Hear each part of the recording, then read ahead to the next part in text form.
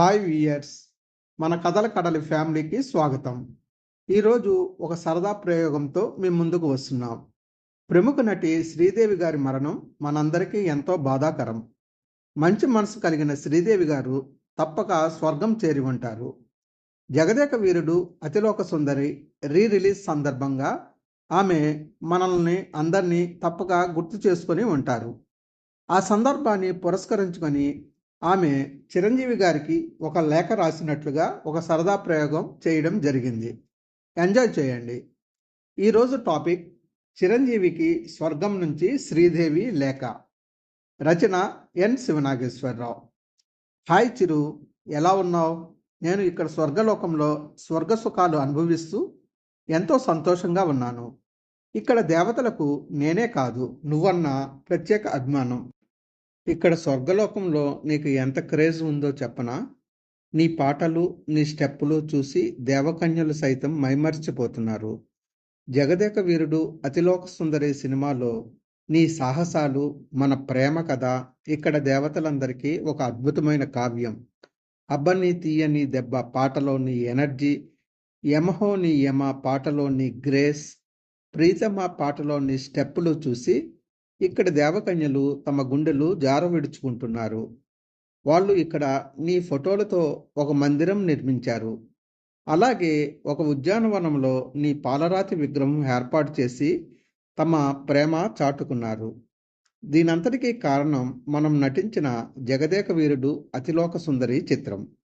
అందులో నన్ను ఇంద్రుడి కూతురిగా చూసిన దేవతలు ఇప్పటికీ నన్ను అలానే భావిస్తున్నారు, గౌరవిస్తున్నారు. అది చూసి ఇంద్రుడి నిజపుత్రికలు జయంతి, దేవసేన నన్ను చూసి కుళ్ళుకుంటున్నారు. మరి మనకు వచ్చిన పాపులారిటీ అటువంటిది. మనం నటించిన జగదేక వీరుడు అతిలోక సుందరి మే 9 రిలీజ్ అవుతున్న సంగతి తెలిసి నేను నీకు ఈ లేఖ స్వర్గలోకం నుండి రాస్తున్నాను. మనం తెలుగులో నటించింది కేవలం ముచ్చటగా 3 చిత్రాలు.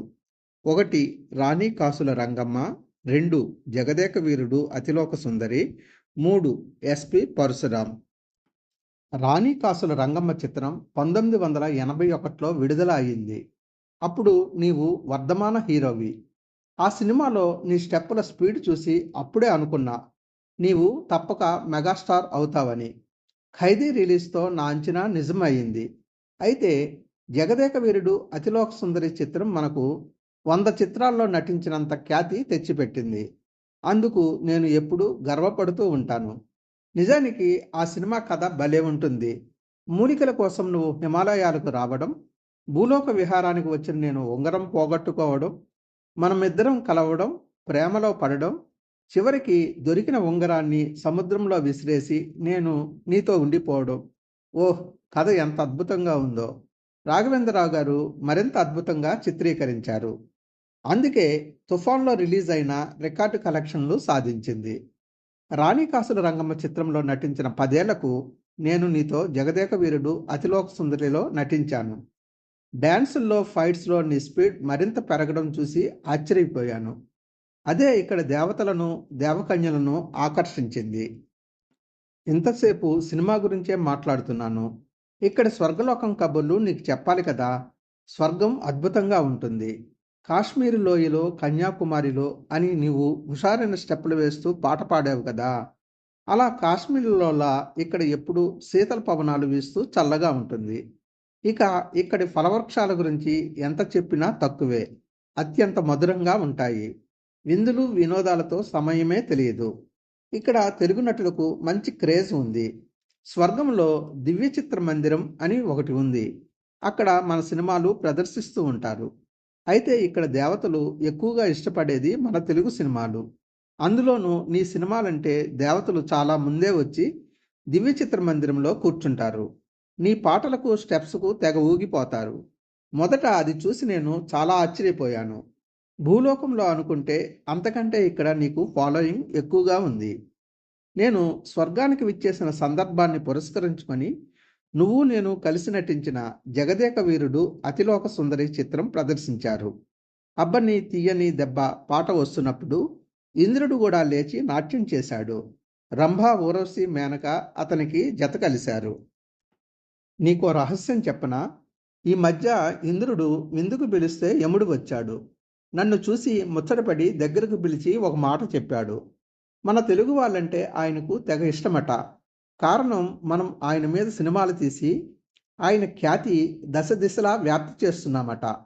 అందుకే మన తెలుగు వాళ్ళు నరకానికి వచ్చినప్పుడు తక్కువ శిక్షలతో సరిపెట్టేస్తాడంట.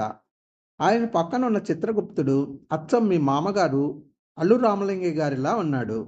యముడు మాటల మధ్యలో నీవు నటించిన యముడికి మొగుడు సినిమా గురించి చెప్పాడు. ఆ సినిమా ఆయనకు తెగ ఇష్టమట. అతని భార్య నాకు మొగుడు నీవైతే నీకు మొగుడు చిరంజీవి అని జోక్ చేస్తుందంట. నన్ను మనం కలిసి స్టెప్స్ వేసిన యమహో నీ యమ యమ అందం పాటకు స్టెప్స్ వేయమని రిక్వెస్ట్ చేశాడు. నేను స్టెప్స్ వేస్తుంటే తను జత కలిశాడు అన్నట్లు చెప్పడం మర్చాను. ఒకసారి ఇంద్రుడి కూతుళ్ళు పిలిస్తే వాళ్ళ మందిరానికి వెళ్ళాను. వాళ్ళు చదువుకునే గ్రంథాల్లో నీ ఫోటోలు దాచుకొని చూసుకుంటున్నారు. నన్ను చూసి ఉలిక్కిపడ్డారు. మన ఆంధ్ర నుంచి ఇక్కడ అమరావతికి మన తెలుగు సినిమా రావడానికి కొద్ది వ్యవధి పడుతుంది.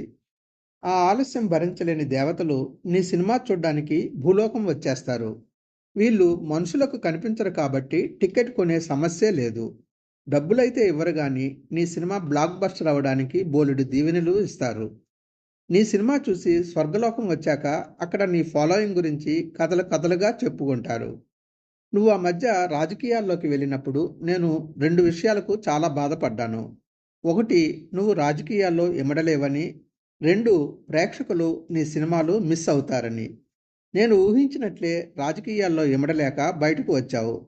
వస్తూనే నీ సెకండ్ ఇన్నింగ్స్ ఖైదీ నెంబర్ 150తో ఇరగదీశావు. ఈ మధ్య ఇంద్రుడికి నువ్వు నిర్వహిస్తున్న బ్లడ్ బ్యాంక్ గురించి తెలిసింది. వెంటనే సభ ఏర్పాటు చేసి నీ అభిమానులు చేస్తున్న రక్తదానం గురించి, నీవు నిర్వహిస్తున్న బ్లడ్ బ్యాంక్ గురించి చెప్పి తెగ మెచ్చుకున్నాడు. నన్ను భూలోకం వెళ్ళి మీకు విలువైన కానుకలు ఇచ్చి రమ్మన్నాడు. వీలు చూసుకొని వస్తాను. రాబోయే నీ విశ్వంబరకు ఇక్కడ పిచ్చ డిమాండ్ ఉంది. అందరూ అమృతం తాగేసి ఆవురావురమంటూ ఎదురు చూస్తున్నారు. నీవు నీ సినిమాల్లో చేసి చూపించిన మేనరిజమ్స్ రఫ్ ఆడిస్తా, ఫేస్ కాస్త టర్నింగ్ ఇచ్చుకో, బాక్స్ బద్దలైపోతుంది ఇక్కడ మోస్ట్ పాపులర్. చాలామంది దేవతా యువకులు వాటిని ఇమిటేట్ చేస్తూ ఉంటారు. మనం నటించిన జగదేక వీరుడు అతిలోక సుందరి సీక్వెల్లో మీ అబ్బాయి రామ్ చరణ్, మా అమ్మాయి జాన్వి నటిస్తే చూడాలని ఇక్కడి దేవతలు ఆశపడుతున్నారు. డైరెక్టర్ నాగ్ అశ్విన్ అయితే బాగుంటుందని ఇక్కడి బృహస్పతి గారు అభిప్రాయపడ్డారు.